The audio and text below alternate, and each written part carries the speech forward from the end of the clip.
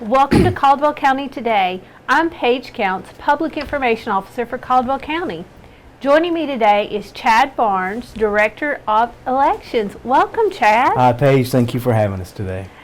It's election season already. Can you believe it? This year has flown by. Last year was a blur, and this year is going by very fast.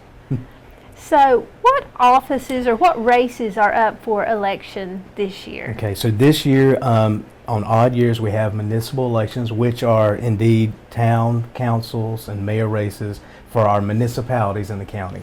That's the only thing that we vote for this time is actually for those folks that live within a municipality or town or city limits of Caldwell County. You'll be voting for either the council members that are up for a re-election or a mayor race. Some of our municipalities do have a mayor race, not all this time. So when does early voting start? Early voting will begin for this municipal election on October the 14th, and it goes through October the 30th. That's the last days on Saturday. We'll be open from 8 until 5 each weekday, and the last Saturday will be open from 8 until 3. And where does early voting take place? We have two sites, early voting sites. One is at the Caldwell County Resource Center, which is 120 Hospital Avenue, the lower level of the library in Lenoir. The other will be at the Shuford Rec Center, which is in Granite Falls at 56 Pinewood Road. And it doesn't matter what town you live in, you can vote at those locations. That's correct. During early voting, you most certainly can either come to Lenoir or Granite Falls, which is the most convenient for you to vote for any of the 7 municipalities that we have in the candidates. What if someone is not registered to vote? To register, the cutoff of the deadline to register will be this Friday, October the 8th, by 5 o'clock. If you don't make that deadline, you most certainly can during the one-stop or early voting. You can vote same day, which means you can come in and register and then vote that same very day. But that registering the one-stop voting is only during this early voting period, correct? Correct. That is correct. Not on election day. Not just on during election day. one-stop or early voting. Yeah. Can people vote absentee during the municipal elections, and if so, how? They certainly can. That's for every election. You may certainly vote absentee by mail. To request, what you have to do is request that. You can do it, there's several ways. One, of course, you can come by the office. We have those forms. You can do it online. You can go on the county's website, and we have that under the forms there, the 2021 absentee request form. Fill that out, bring it by or mail it to us, and we can get that ballot sent out to you. And I know there's a lot of talk about absentee voting. Is absentee voting secure? I think so. Yeah, it certainly is. We go to every length. We make sure that, of course, the person is registered here in the county, and in this case, make sure that they're registered in the municipality. And they have to provide their social security number, the last 4 of their social or their driver's license number, to make sure that they are indeed legal here in North Carolina. So when is the municipal election day? That will be on November the 2nd, and the hours on that day will be from 6:30 a.m. until 7:30 p.m. Where do people vote during the municipal elections? We will have 7 precincts open on election day. They are, and I can list those for you, Sure. Paige. We'll have precinct 1, which is Gamewell, and it'll be at the Gamewell Elementary School. We have precinct 5, which is Granite Falls, and it's located at the Shuford Rec Center on election day as well. And then precinct 6, which is Lower Creek, is the County Resource Center, which is held here at the Resource Center and where the Board of Elections office is. Precinct 7, which is Whitnall, and that will be at the Whitnall Elementary School. Precinct 8, which is at High Brighton, and that will be at High Brighton High School. Precinct 10, which is Cages Mountain, and that will be at the Cages Mountain Town Hall. Precinct 11, which is Sawmills, and that will be held at the Sawmills Fire Department.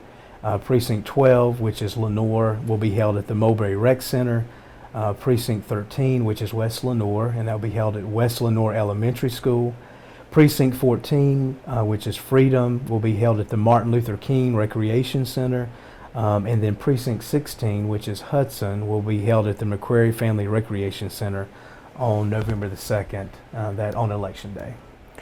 Two of those precincts you mentioned are, I'm not going to say new precincts, maybe combined precincts, Gamewell and Sawmills. Can you speak to that a little bit? Certainly, yeah. So Gamewell, we did have Gamewell 1 and 2. Now we have Gamewell, Precinct 1, Gamewell, which is both those have been combined.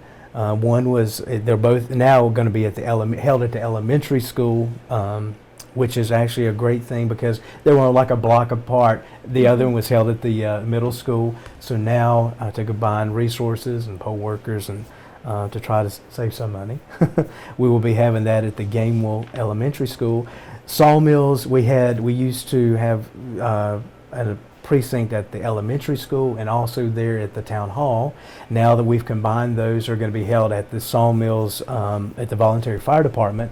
They're on 321A, I believe. That is it's a great location. It's central. Everyone knows where it's located. There's more space and more parking, and so we're glad about that change. We're able to make that change.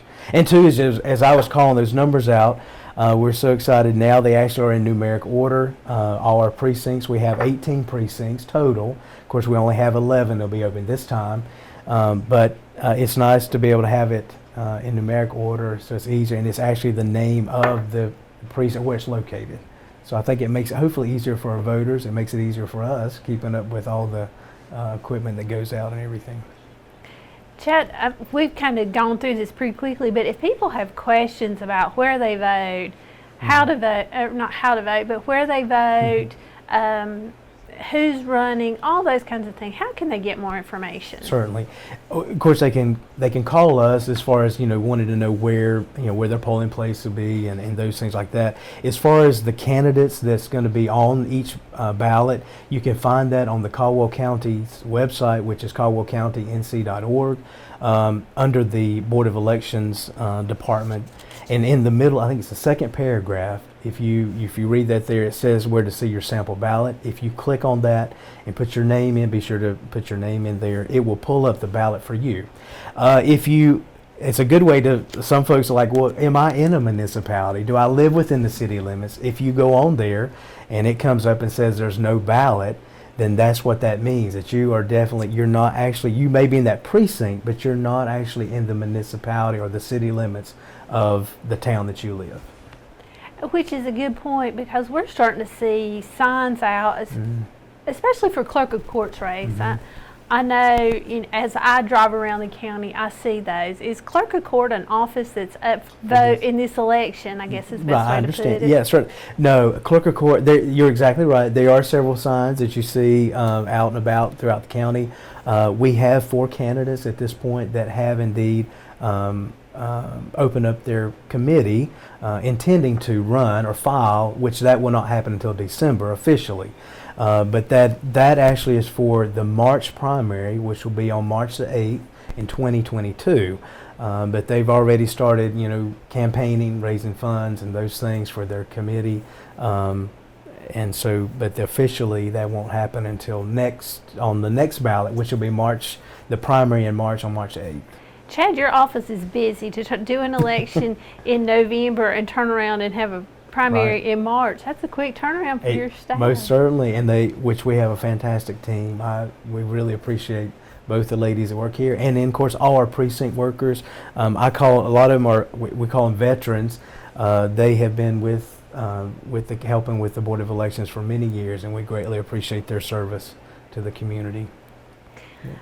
If someone is interested in becoming an elections worker for future elections, I know you probably have all the slots filled for this particular one, but for future elections, how do they do that? Certainly. Well, we actually, both the parties here in the county, the Republican and the Democrat, they submit a list to us with their chief judge and judges. Then those are okayed by our Board of Elections.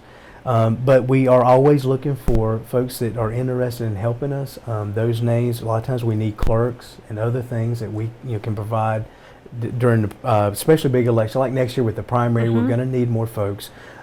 So yeah, if they want to come by the office, we have those forms here. Again, they can go on the Caldwell County website under the Board of Elections. Under documents, there's a form there, and it says application for poll worker. Please fill that out. Either mail it to us, bring it by, email it. So I have had folks email it to me. We keep those on file. We don't just throw them away or anything like that. We keep them, and if something should happen, for an emergency that we need someone, we first of all vet and make sure they are registered indeed here in the county, and of course the board would have to approve that. But yeah, we're always looking for folks, especially if they're interested and want to help. We appreciate them taking the time to fill out the application and sending it to us, and we keep it on file. Chad, as we wrap up here, is there anything else we need to discuss? Anything I have forgotten? I think we've covered most everything, especially for this election. With the municipal election, it is a gift just for those folks that live within the municipality or the towns or cities here in Caldwell County. I think one thing I would like to say, and I think I think every election is important.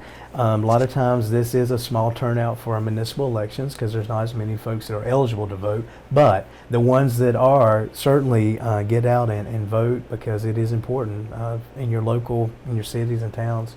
Those folks are handling funds, so it's important to elect your officials. Tell us again, when is early voting? When are those polls open? Certainly. Okay, so early voting will be on October the 14th. It begins on October the 14th. Goes through October the 30th.